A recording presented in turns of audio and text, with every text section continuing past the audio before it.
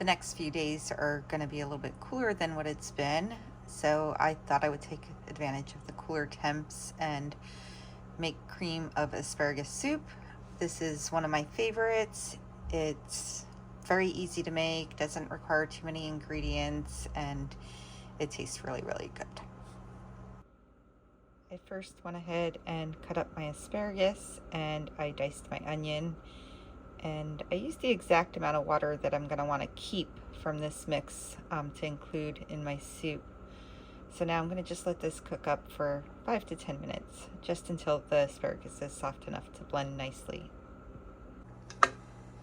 Now that my asparagus is cooked and it is softish, I added my butter to the blender. I'm going to go ahead and add my asparagus and onions with some of the broth. And hopefully I don't make too much of a mess in this process.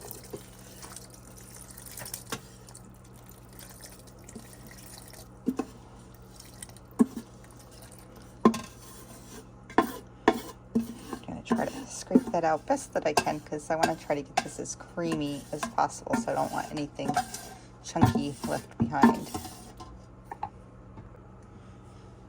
Now that my asparagus and onions are in the blender, I'm going to go ahead and add in my flour.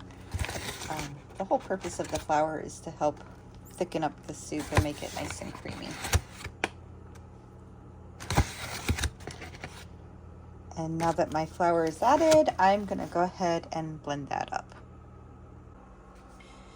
I decided to spare you the sound of the blender. So now that it's all blended up, I am going to add this back into my pot. And I'm going to turn the stove back on high. And I'm going to go ahead and add in my chicken stock.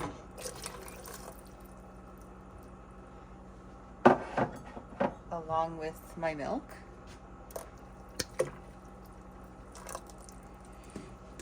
And I'm going to season it up with some black pepper.